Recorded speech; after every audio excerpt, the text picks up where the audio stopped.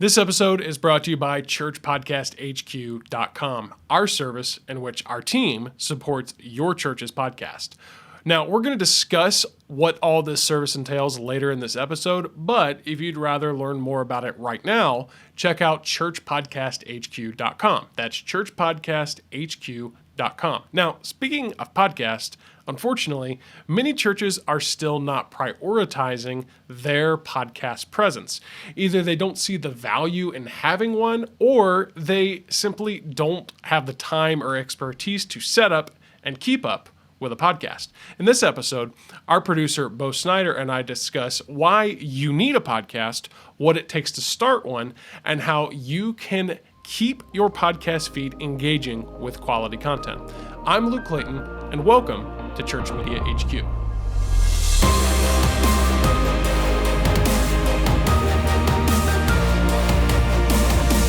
You have done the audio, you've done it well. Now you really want to do a little bit with video. So here's the two massively ginormous, cannot emphasize them enough, prerequisites to doing video. The first, you have to prove to yourself that you can produce and publish quality audio-only content consistently.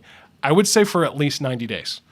Prove to yourself that, hey, we established a weekly or a bi-weekly schedule or whatever, and now we can do that, and we've done it. And we're not just planning on doing it. We've done it now consistently for at least 90 days, if not more. Right. Get to the point where it's not necessarily on autopilot, but it's like, okay, we've got this down now. Yeah, it's not a headache. We've figured out our process and kind of just how the technical side is, our scheduling. We've gotten through that, and now it just rolls. Yep. So get to that point first. And this might seem kind of silly, and I actually don't have the notes that just came to me, and I don't think we did this, but I would say, even before you invest in anything, get used to like taking out your phone and setting it up and just recording yourself while you're recording the audio. That video is never going to be used.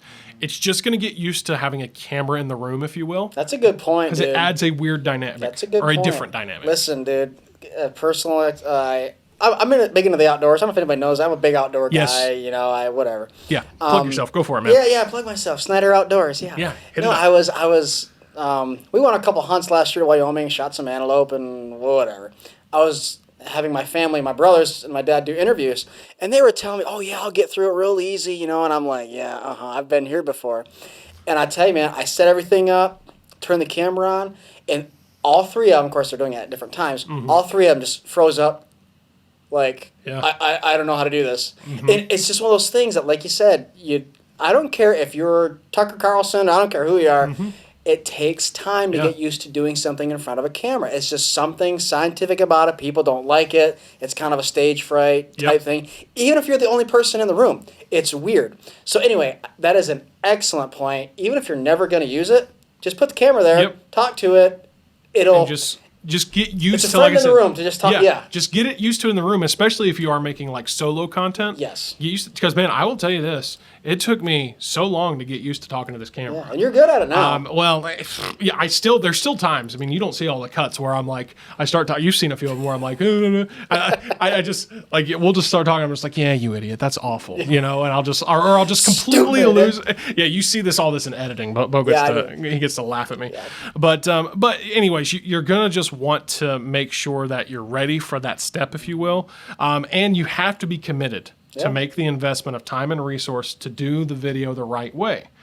Don't just say, oh yeah, I'm going to take my phone and I'm going to put it in portrait mode and whatever. And I mean, not to say you can't use a phone, but there's a lot more to it, like we said, than just the actual camera and that. It's not necessarily as simple as setting up, I'm just going to add a camera to my microphone now. Not necessarily that easy. Right. So here's just kind of some rapid fire sections here. 3 keys, because like I said, there is that weird dynamic that's very different of having a camera in the room now. So there's 3 keys to confidently delivering the video content. So this would apply more to the solo content, like if you're just kind of, like I said, giving some type of a challenge or some type of a teaching done through video.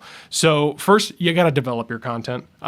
Just don't go off the cuff. There's been a couple times in the past. Hey, we'll talk about this real quick. Yeah. You know, well, and when it's conversational, it's a little different. It is. Because we can be a little bit more free-flowing. Feed off each other. But when you're by yourself, yes. Especially when you're by yourself and there's literally no one else in the room, right. You think it would be easy, yeah. but it's not. We learned a while ago it's best to take the time for an outline. You know, we've done that with just, you know, podcasts. What did we call it before? It was just the Must Increase podcast. Must Increase podcast is where it started, Yeah, when I started, yeah. So, but we learned quick. It's like, no, plan it out, schedule it. You know, your next part is actually rehearse it a little bit. Yep. And we used to do it just talking. Hey, what are we talking about on Monday? Yep. We just kind of talk through it a little bit. And we're not saying to like script everything word for word. No. Just at least have an outline. It's pretty much the art of, you know, when someone gets up to speak at a conference or whatever. Okay, the best speakers are the ones that you'd think they're just going off the cuff. No, they've rehearsed this 1,000 times. You know, that's, I mean, you know, maybe a little bit exaggerated there. No, it's true. It's true. I mean, the best speakers rehearse. You would think they're just talking, you know, but no, they've practiced this. Now, the beauty of the world of video is you do have the option for multiple takes. Sure. So that can be a blessing and a curse.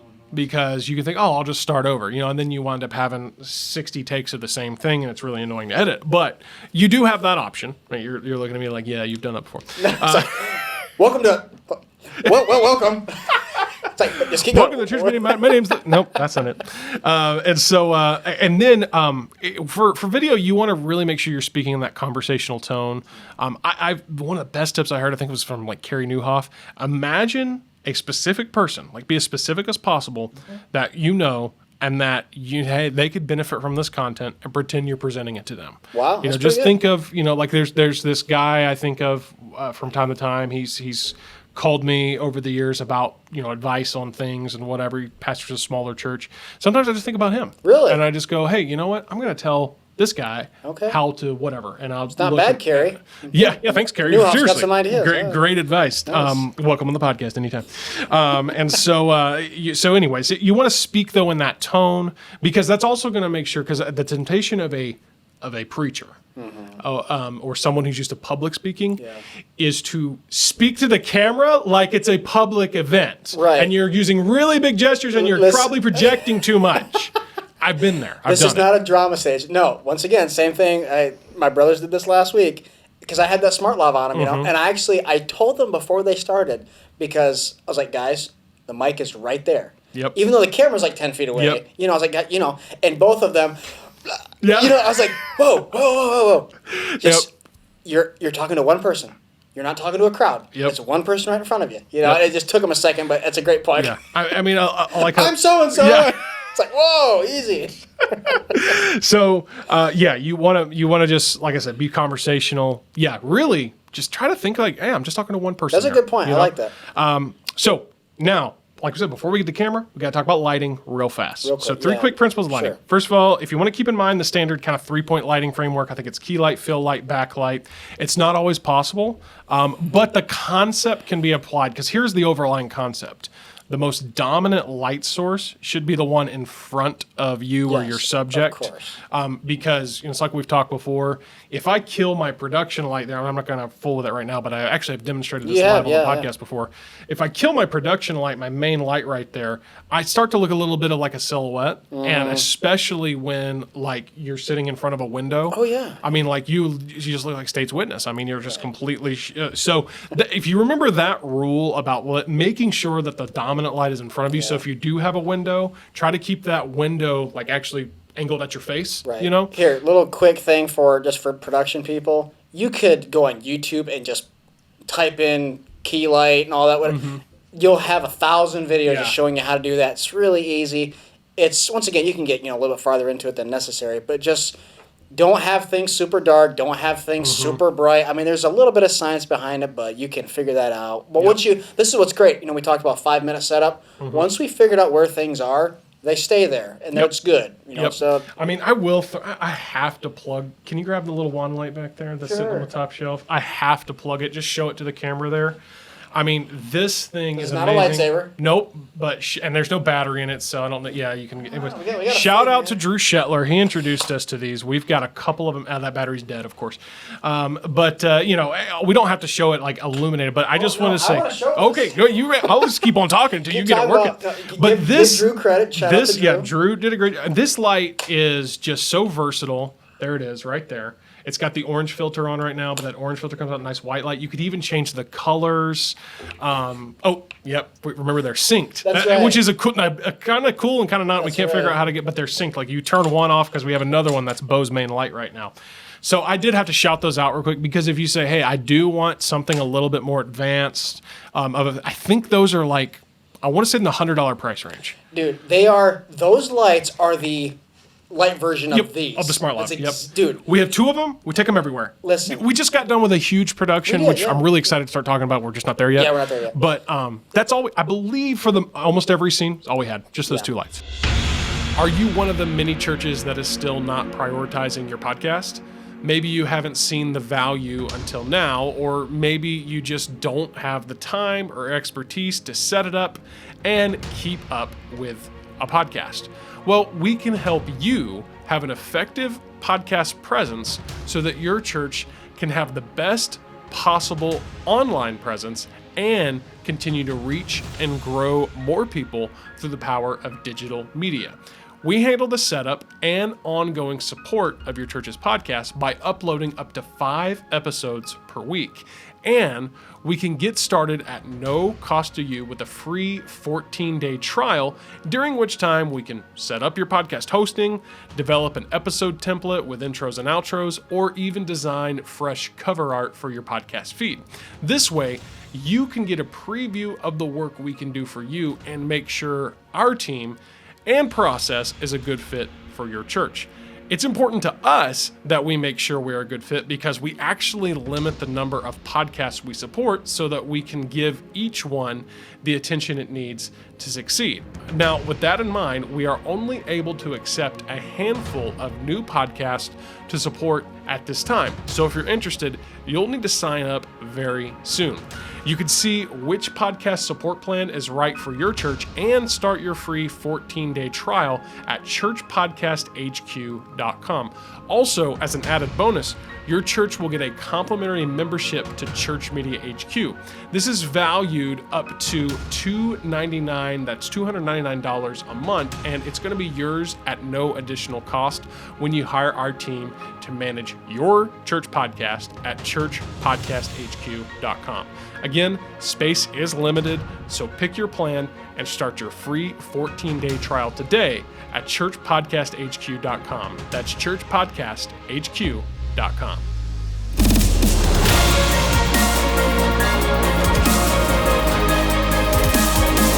When it comes to this podcast stuff, if you are a good content producer, if you have good, you're a good, decent speaker, you have this, and you got a couple of these lights. Yep. And a good phone. Yeah, and a good phone. That is all. And once again, this process, you'll learn. Once you learn the process, you're good. Like that's really the barest bones of a podcast production. Is content, a phone, one of these, $80, $70, and a couple one of those lights. You're good to go. So maybe I don't have that in these notes, but I do need to remember to try to drop a link to that in the show notes because that is a great resource. So, and then, other than that, though, just use what's available to you. I mean, you got lamps. We keep an overhead light on. I love working with lamps. Yeah. I do. Yeah. And we've got an overhead light on right here that gives us a nice fill, So, I mean, you can use with what you got. Wasn't it like Avengers Endgame where we noticed, in Tony Stark's little cabin, there's lamps everywhere. Oh, there's. But it just brings such a cool element. Time. It's a different ambiance. Yeah. Lamps. Big time. So that's lighting. So kind of 3 shotgun principles now of camera operation. And Bo, this is a little more your field, so feel free to dive in at any time on this and tell me I'm wrong. But again, we're not talking about a specific camera. We're talking about operating any camera. You want to get a stable shot. So that means if you get a tripod or a stabilizer, even for your phone, I've got a little 3-prong thing. It's easy. I mean, super easy. I mean, dude, you can, if you don't have one, you can set it up Yeah. with a bunch of books or something. Yeah, I mean, it's you want a stable shot, because if not, then when like here, this has happened a couple times. You see it shaking over there. Yeah, I saw that. Yeah, I've done that. You know, a couple times you're like, why? What's the earthquake going on there? No, that's because I bumped something and Bo's camera shook here. But that's my bad. But anyways, you want to get a stable shot. Then you want to make sure it's the right angle and orientation. Always try to be level with the eyes. Yes, For the most part. Yeah. I mean, you can go a little bit above, but don't be like, Yep. weird. Yeah. Yeah, well, speaking of which, I've had you crooked there for a little while. So. I'll fix that in post. Yeah, fix that in post. Some things I can. Well, I bumped this thing so many times. Anyways, I'm still working on getting an ideal setup for the second. Yeah, guest here. I know. You know, we're still working on it. Yeah. We got the kind of the host thing. Anyways, moving on. And so you want to stable shot, and then get the right angle, and also shoot in landscape mode, in horizontal mode. Yeah. Doesn't need to be 4K, people. Oh no! You want to avoid getting 4K. You want to avoid getting too fancy too soon. No need for it. Secondary angles, moving shots. Remember when we tried a moving shot on the podcast a while back, and it was like, I think like we had my brother was being our secondary cameraman Yep. the whole time. I think like 2 of them worked. It just wasn't. The only way that works is people have a robotic thing set up, and it just goes back and forth. That's all it does. And it's actually synced up with the other ones where they just lay it out. Yeah, But it's and not. a lot of times people are doing like live mixing and stuff. Yeah, and so it's not really one angle for each guest, I suppose, is more than enough. More than enough. So let's talk about editing. All Okay. right, because editing is going to be a huge part of it. All right, so you've got things like graphics and overlays to consider. There's nothing wrong with keeping it really basic. I think at the beginning of each episode we have title, hey, this is Luke, and maybe this is Bo, and then it says like subscribe to our channel. I think that's about it now. At this point. Listen, there was a time, I think it was the beginning of last year, it was before COVID, I think. You did an episode, or a little bit of a series. I don't even know what the series was, but I went through and I made notes and like text and moving graphics for like everything you said. It took me like a week. Dude, I remember that. And I got to the end, I was like, why did I do that? Yep. And once again, that might not even been worth it if I've got 5,000 people watching. But I mean, there was just a small audience at that time, and that just simply wasn't worth it. It looked good for the 2 people that actually saw it. Yeah. So anyway, I say that to say, don't overkill it with that stuff. Because even still to this point, most people, simple and clean is just best. Yep. It just is. You don't need all that extra stuff. And here's the thing to know, or to consider. Most people, almost virtually everybody, is never going to know what you didn't do. Yes. So in other words, it's like, well, man, it'd be super cool if we could do all these like cool graphics and overlays and transitions. No one's ever going to know. And I guarantee you, if you're watching out there, you've not even sat there and thought like, oh, why aren't they doing more overlays? Because we just don't, Like I said, you get the little one at the beginning and you get our little like opening splash screen and that's it. Dude, some of the best podcasts I listen to is like, they don't even have an intro like music or anything. They just like, look. And today we're talking about Just get right into it. They just get right into it. And it's like, I don't even really think about an intro because I'm there for the content. So don't get hung up on these graphics and these overlays. And then again, now if you are pulling, like for example, kind of rewinding back to your sermons, and you've got something where you've got like you're able to pull in the graphics from your actual like slides and whatever, and you've got a ProPresenter or some software that does it. Obviously, that's fine, but don't feel like you got to do a lot of stuff in post. Yeah. Go through and like add these things after the fact. You had to do that for a guy one time, didn't you? Like he had a sermon and he wanted you to like, after the fact, go in and add slides to his sermon. Yeah, that was tough. It was probably unnecessary. Yeah, but hey, he wanted it. He wanted it. So now let's think about music and audio enhancement. Of course, music's going to shape the tone of the video, and a little bit of audio effect goes a long way. This is another thing I've learned the hard way. Yep. We talk about normalizing your audio with a tool like a Phonic. That's definitely. I will say, and a mistake I've made before, we've talked about this on one of our past productions, I just tried way too hard to try to like tweak the audio, and in some scenes it was really bad. It made it way worse. Yeah, I mean, sometimes the best thing you can do is to leave it alone. Yeah. The only things that I would say, hey, check this every time you record something, I'd say normalize it, and then you'll kind of get to where you can recognize, okay, that room tone is really bad, something kind of kicked on, or sometimes the AC can be loud, something like that. Yep. And there's a pretty easy thing you can do in whether it's Premiere or Audition. That's where just throw it on there. It kind of takes that frequency out. It kind of goes away. Yep. But don't don't worry. If it's something you don't understand, don't mess with it. Yeah. You know, Well, I need to equalize this. It's like, don't worry about it. It's and gonna again, be fine. I'd throw it back to Auphonic. I mean, try that Yeah, because Auphonic would. it has paid tiers, but you can also you can use it for free. And so I would say, hey, just trust something like that, and then leave it be on your audio side of things. Cuts and angles. This is going to depend on the length of the video. So I mean, the longer the video, if you for example, if you did have 2 solid angles, it's good to cut every once in a while. But it is again, we're all just these are things to consider in the editing process. Sure. I stopped giving time estimates here on video because it just take everything you heard about audio and multiply it by 5 or 10. Pretty much. Basically. Pretty much. That's about right. And then special effects and transitions, things like that. Use that with caution. That's oftentimes way more distracting. A lot of people do beneficial. too much with that, man. Way too much. All these whooshes and slides and anyway. So, okay, Bo. So this is kind of the last thing I want to do as we close out this this part where we're talking about video. I'm gonna hand you. This is my phone. Oh, okay. Go ahead and start recording, if you will. Yep. We're gonna try to give like a little tour of the studio I have here. Okay, or that we have here. So this is. Over the years, I guess it's been in the past year or so, we transitioned from, we had an office space, and then we no longer needed that because COVID happened, and then we were like, oh yeah, we can all just work remotely. And so basically, we decided to, okay, time out, my contact's bothering me. Do you see like a contact falling out of my eye or something? Oh, I'm back. I'm good. Okay. Contact issues. All right. I got to go in about 10 anyway. So Yeah, I think we're the about end. perfect. So I'll start from there. Okay, so it would have been about a year ago we made a transition from having an office to everybody working remotely. And so in that process, I had to move everything home, had to move everything to a home studio. So this is just a room in my house, okay?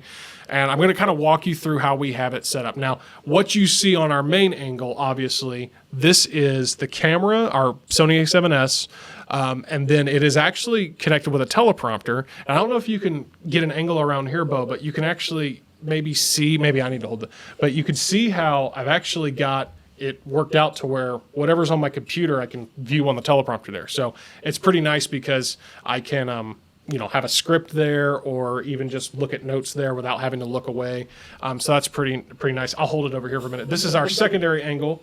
That's Bo's angle, which, yes, it is just an iPhone 8 Plus. Again, we would love to do more with it, but right now that's where we're at. We're using what we have, Then our microphones. So this is Rode Podcaster Pro. I honestly forget the whole technical name. Or just read it off the side there. Yeah, Rode Procaster. There it is. And then Bo's got one over there as well. And then our stands. Get our stands here as well. Anyways, I'll swing it back over to you. And so, and lighting wise, I don't know if you swing around and get our LED light back there. So that's our LED light.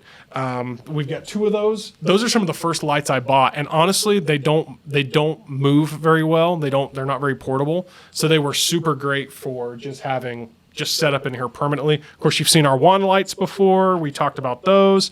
We've already shown you our lapel that we use from time to time. Bo, hand the phone back over here to me. Yep. I'll show you our audio recorder. I really do love this thing. Nothing's perfect. It's glitches on me a couple times, but this PodTrack P4, I think these things are like $400 or something like that, or $300 something, but it records the audio on 2 separate channels. Right. We love that. Again, I love that as an editor. Game changer. Yeah. Let's see. What else do we have here? We showed you our stands. Camera. We kind of walked through. Oh yeah. I'll show you this while I still have it. This is called an Elgato Cam Link, and this allows me to capture from the camera into the computer, which again is really nice because this actually captures both the audio and the video. So for solo episodes, I often don't even have to use the PodTrack over here. Right. I don't have to use this. I just record everything because it captures my audio. Because I mentioned that PodTrack is piped into the MacBook as well. So when I'm recording through the MacBook, I'm getting my audio and my video synced to both there. Yeah, I think that's it. I think that kind of hits the highlight. Did I miss anything? Let's see. No, that's really about it. I think it really covers. So anyways, now, again, all of that, you can stop recording there. Yeah. I think we're good. Unless you have more you want to show. All of that in terms of, like we said earlier, this is all stuff that we have accumulated over 5 years. You know, we started with. We've had the camera probably the longest, actually. Probably. Yeah, it's been around because a we while. already had mics, and like I said, we borrowed mics to be audio only first, and that's what you're going to find. You're going to accumulate things over the year. You'll replace things as they need to be replaced. I think my latest addition here is the cam link that I showed off, and the pod track. Those are the two. But that was kind of like, oh, hey, that was the next step. Let's get to where we can capture one of our video feeds live on the computer. Right. So I just wanted to show that because you wouldn't really, I mean, I guess most people realize if you watch, like, okay, he's probably at a home office of some sorts. But this is the thing, though. If we turned off if we turned off all these lights and stuff, it would just look like. Yeah. Once again, you don't notice things. Kind of like an audio guy. Yep. Nobody notices the 10 times the audio guy was fantastic, but they'll notice the one time it wasn't. One time he screwed up. Yeah. Yep. So people don't really realize that this actually does take a lot of work, take a lot of time to set things up. But once you get there, of course, like I said, you'll learn and accumulate things. But it's good to show what goes into it. Yep. So. And now circling all this back to say, if we spent this particular episode or segment talking about if you did want to take it to the video step. But all of that aside, I can tell you this: if for some reason we had, and this is what I should have done back when we had to take our little break or whatever. If for any reason I had to change production on this podcast, I would eliminate the video and just go back to audio only. Yeah. If now I will do the video as long as we're able to, but if I was in that scenario again, I would say no, we'll just go audio only because that was part of it. In my mind, I was like, no, I don't want to stop the video, but it would have been very, very doable for me to keep doing audio without doing the video. And so what I'm saying is, do not look at this setup and go, well, that's what I want, and if I can't have it, I'm not doing it. No. Yeah. Please start with audio only. Yep. Start with a clean agree. feed of your sermon, and then upgrade from there, if you will. Like, then work your way up to the supplemental content and whatever. I would encourage you, though, if you've been doing sermon only for years now, you say, yeah, I got a sermon audio podcast. Well, now I am going to push you. I'm going to say, I'm going to challenge you to do some supplemental content. Yeah. Do some conversations or something that's, like you said, intended for just that podcast audience. And just continue to kind of grow it. Don't ever let it become stagnant. Keep trying new things. Keep letting it grow. And if you haven't started a podcast yet, please do. And seriously, if you need help, yes, we do offer, as we've said, ChurchPodcastHQ.com. We can do it for you. But if you're like, I don't know, I don't have the budget, whatever reason, just reach out to us and ask us questions. We want to help you. We want to make sure that you make it happen. Well, Bo, it's been good, as always. I don't know if you have any closing wonderful thoughts. No, man, this has been good. I've enjoyed this. And, we covered so much good stuff, man. I love it. Yeah.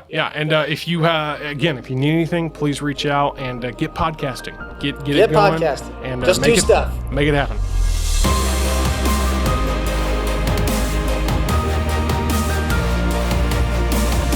Well, thanks for joining us for this episode, and don't forget to subscribe. You can check the show notes and video description to learn more about products and services from Church Media HQ, as well as details about the show's guest and content contributors.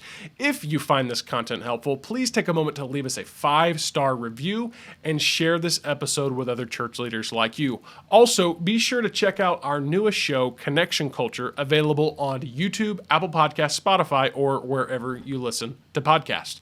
Church Media HQ is a production of the Must Increase Network. The show is edited and produced by Bo Snyder. The creator and executive producer is myself, Luke Clayton. And until next time, I want to remind you to try something new at your church. Why? Well, because you know that it's so much better to fail at trying the incredible than it is to succeed at doing just the average. We'll see you next time right here on Church Media HQ.